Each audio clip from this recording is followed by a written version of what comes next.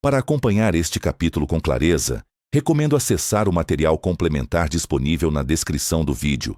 O link estará disponível para clique e é essencial para o entendimento completo da estrutura da criação. Fractal. Na base da criação, existe uma linguagem geométrica, uma ordem invisível que estrutura o visível. E é através dos fractais que o universo revela seu padrão. Fractais são formas que se repetem em diferentes escalas. Cada parte é semelhante ao todo. Cada fracção carrega a essência da totalidade. É como se a estrutura original pudesse se dividir infinitamente e em cada divisão continuar sendo ela mesma. Assim como o todo vive em cada uma de suas partes. Conforme o fractal se expande ou se comprime, a consciência ascende ou desce nas escalas do universo. Essa é a assinatura da fonte do tecido da realidade. E encontramos essa sabedoria nos fractais naturais e matemáticos. O exemplo mais conhecido é o conjunto de Mandelbrot, uma forma infinita que, ao ser ampliada, revela versões de si mesma em escalas cada vez menores. Mas os fractais não vivem apenas na abstração matemática. Elas estão por toda parte. No triângulo de Sierpinski, vemos a repetição de triângulos dentro de triângulos, uma hierarquia perfeita de formas que se refletem. No floco de neve, cada ramificação obedece a uma simetria viva, natural e exata. Nas árvores, cada galho repete a estrutura do tronco. E nos vasos sanguíneos, nos corais, nas redes neurais, o mesmo princípio se revela. A mesma inteligência que estrutura o átomo também organiza as galáxias. Essa é a lei de Hermes Trismegisto. O que está em cima é como está embaixo. O tetraedro, o cubo, o icosaedro, o dodecaedro e o octaedro são formas puras, que contêm simetria, equilíbrio e proporção divina. Eles não são fractais por si, mas podem ser replicados e organizados como fractais geométricos, espelhando a ordem que rege o cosmos. O número π não termina, não se repete, não se encerra. É uma sequência irracional eterna, assim como a própria consciência, assim como o próprio universo. No fim, o fractal é mais do que um padrão visual, é um princípio espiritual, um lembrete de que somos parte do todo, mas trazemos o todo dentro de nós. E é exatamente assim que começa a criação, do uno, que se desdobra em muitos, que se expande em mônadas, e das mônadas se projetam fractais de alma para cada dimensão. Cada camada da existência é um reflexo da anterior, como uma escala de luz que liga o Criador à criação. Do mais sutil ao mais denso, cada fragmento carrega o selo da unidade. A fonte. Tudo começa no Uno, o Criador, a fonte primordial, a causa primeira de todas as coisas. Inteligência suprema que existe antes do tempo, fora do espaço, além da forma. Nada existe fora da criação. Tudo é energia em diferentes estados de vibração. A matéria é apenas energia condensada. A consciência é energia em movimento. A vida é energia em expansão. Esse Uno, ao se manifestar, se divide em dois polos complementares. Na espiritualidade, são conhecidos como Yin e Yang, o masculino e o feminino, o ativo e o receptivo. Na física, se expressam como prótons e elétrons, forças opostas, mas interdependentes, o impulso e o campo. Na religião, vemos isso simbolizado em Deus e sua criação, o Criador e a criatura, dois aspectos de uma mesma fonte.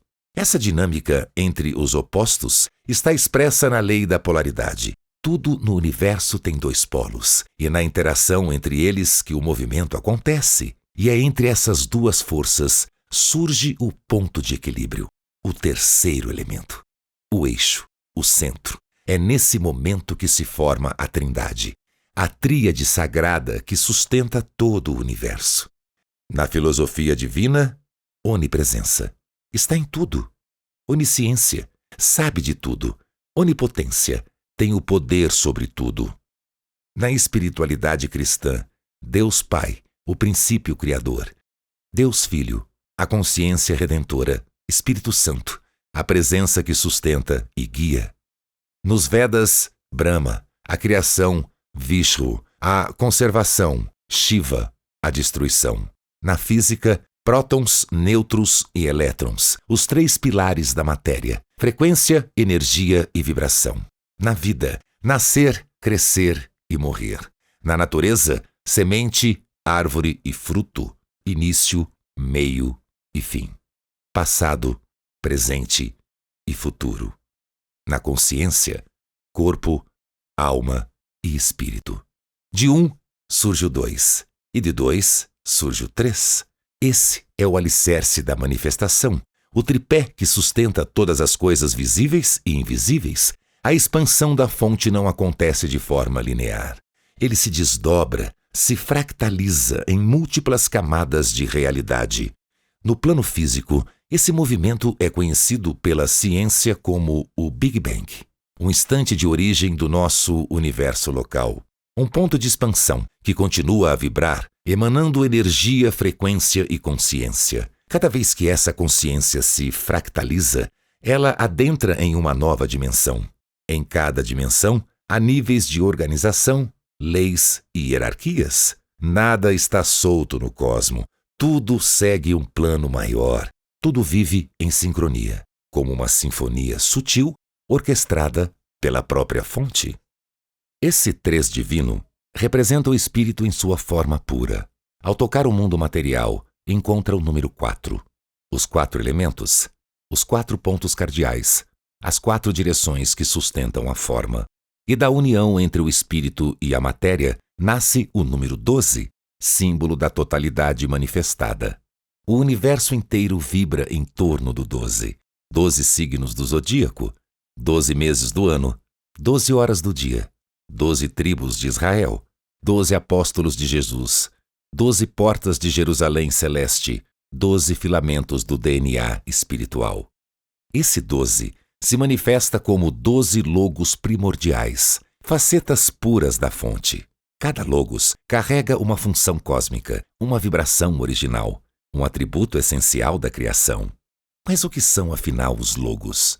Logos é uma palavra de origem grega que significa verbo, razão ou princípio criador. No contexto espiritual, um logos é uma consciência arquétipa, uma inteligência divina que organiza e sustenta um nível da criação. Cada logos é uma expressão viva da fonte e atua como o regente espiritual de uma esfera cósmica, seja um universo, uma galáxia, um sistema solar ou um planeta.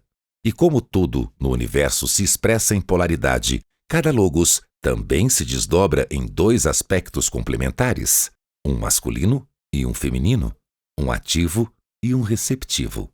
E assim, os 12 se tornam 24, os 24 anciões diante do trono. São consciências co-criadoras, seres de altíssimo nível, que mantêm o equilíbrio entre os mundos. Eles guardam a vibração de Deus e irradiam em todas as direções. E logo abaixo dos 24 anciões, operando entre os mundos visível e invisível, está Metatron.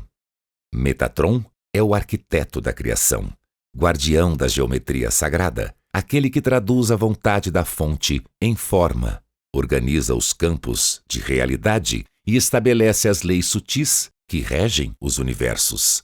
Ele é o portador do cubo de luz, estrutura geométrica que sustenta as dimensões, os ciclos, as frequências e os padrões da existência.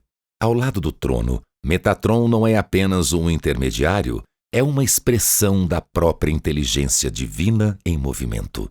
E logo abaixo dele, vibra outra consciência grandiosa, Melquisedeque, o rei da justiça e da luz. Na tradição esotérica, Melquisedeque é o instrutor universal, o mestre dos mestres, aquele que detém as chaves do sacerdócio cósmico. Sua presença atua nos bastidores da evolução, guiando civilizações, inspirando iniciados e semeando a sabedoria onde há sede de verdade. É dito que Melquisedeque preside a ordem dos universos e que sua linhagem espiritual transcende tempo, forma e religião. Ele atua como regente entre os mundos, ensinando a alma a trilhar o caminho da ascensão. E é a partir desse eixo de consciência que a criação se individualiza. Da vibração dos logos surgem as mônadas, centelhas vivas da fonte, emanadas para explorar, aprender e expandir a criação. Cada mônada é um foco individualizado do divino. Não é separada da fonte, é a própria origem, experimentando a si mesma através da forma. Também chamada de divina presença, eu sou, espírito, átomo divino ou centelha eterna, a mônada é você, em seu estado mais puro e elevado. Imagine-a como uma esfera de luz primordial, a primeira manifestação da fonte no plano da forma, tão sutil que sua vibração é incompatível com os corpos físicos densos. Se encarnasse diretamente, o corpo biológico se desintegraria. Por isso, a mônada inicia seu processo de fragmentação. Ela se divide em 12 partes maiores, que chamamos de superalmas ou eus superiores. Cada superalma, por sua vez, se subdivide em mais 12 expressões, formando as 144 facetas vivas da experiência. Você é uma dessas expressões, um fractal da sua própria mônada. As outras 11, às vezes chamadas de almas gêmeas ou eus multidimensionais, vivem simultaneamente em outras realidades, linhas do tempo e dimensões. Essas 12 almas fragmentadas são as que descem à matéria, encarnam em corpos físicos, atravessam galáxias, civilizações, mundos, vivem, sentem, aprendem. E tudo o que vivenciam retorna à mônada como sabedoria incorporada. A experiência, seja de luz ou sombra, se transforma em dado vibracional, que ascende de volta à fonte, enriquecendo-a. A mônada evoluiu através de nós, e nós, ao evoluir, fazemos com que a própria criação se expanda. Quando a mônada já percorreu um determinado ciclo de aprendizado, inicia um processo de ativação interna. Suas expressões, os fractais encarnados, passam a sentir um chamado silencioso, um anseio inexplicável por algo além da forma. Chamamos isso de despertar. A alma começa a questionar a vida, busca respostas, mergulha em estudos, reencontra mestres, limpa memórias e se reconecta com o sagrado. Esse é o início da jornada de retorno ao lar. Após diversas encarnações e profundas transformações, chega-se ao ponto de ascensão, um estágio em que a alma se funde novamente à mônada, tornando-se plena, livre e unificada. A ascensão é o retorno à origem. É o pêndulo da existência que se afasta da fonte para experimentar e retorna para integrar. É o fim da separação. É a reintegração da centelha no todo. E nesse retorno, reconhecemos: eu sou. Eu sempre fui. Eu estou em todas as dimensões. Sou o mineral que pulsa na rocha, o vegetal que respira o sol, o animal que sente, o humano que pensa, o anjo que guia, o Elohim que cria, o arcanjo que protege. Sou todos os níveis, da primeira dimensão à 10ª.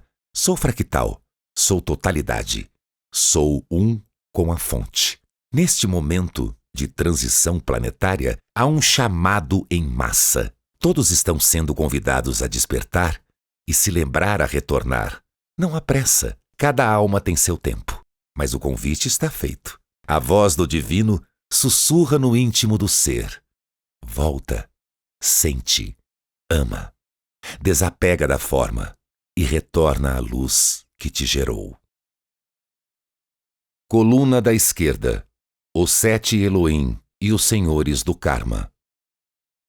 À esquerda da criação vibram os 7 Elohim, consciências criadoras, forças primordiais que moldam a forma e sustentam a luz. Eles são os arquitetos do universo, os que traduzem a vontade da fonte em manifestação. Ligados ao princípio de Brahma, o Criador, cada Elohim governa em uns 7 raios da criação, canalizando virtudes universais e ativando os códigos da matéria sagrada. 1. Hércules, e Amazona, poder e fé. Apolo e Lúmina, sabedoria e iluminação. Eros e Amora, amor divino e união. Pureza e Astrea, pureza, ordem e disciplina. Ciclópia e Virgínia, visão divina e concentração. Paz e Aloha, paz interior e harmonia. Arcturus e Vitória, transmutação e liberdade. Esses Elohim não são figuras míticas, são inteligências conscientes operando em dimensões superiores, projetando as formas arquétipas que sustentam as galáxias, os planetas, os corpos e até os átomos. Junto a eles trabalham os senhores do karma, consciências que mantêm o equilíbrio vibracional de acordo com a lei de causa e efeito. Entre eles estão Kuan Yin, Mãe da Misericórdia, Palas Atena, Guardiã da Verdade Cósmica, e Deusa da Liberdade, manifestadora da escolha divina. Eles não punem, não julgam, eles equilibram. São os que mantêm a balança do universo estável, ensinando a forma, a responsabilidade energética de cada escolha. Coluna da direita, os 7 arcanjos e seus complementos femininos. À direita da criação vibram os 7 arcanjos, anjos supremos, mensageiros da luz, guardiões dos sistemas solares e guias da humanidade.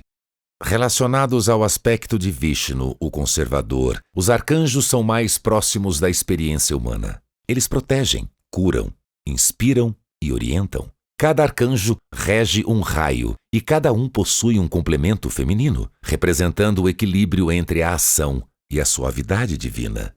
Miguel e fé. Proteção, fé e poder.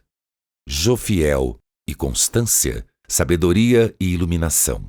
Samuel e caridade, amor, devoção e serviço. Gabriel e esperança, pureza, anúncio e clareza. Rafael e Mãe Maria, cura, consolo e regeneração. Uriel e Aurora, paz, inspiração e missão.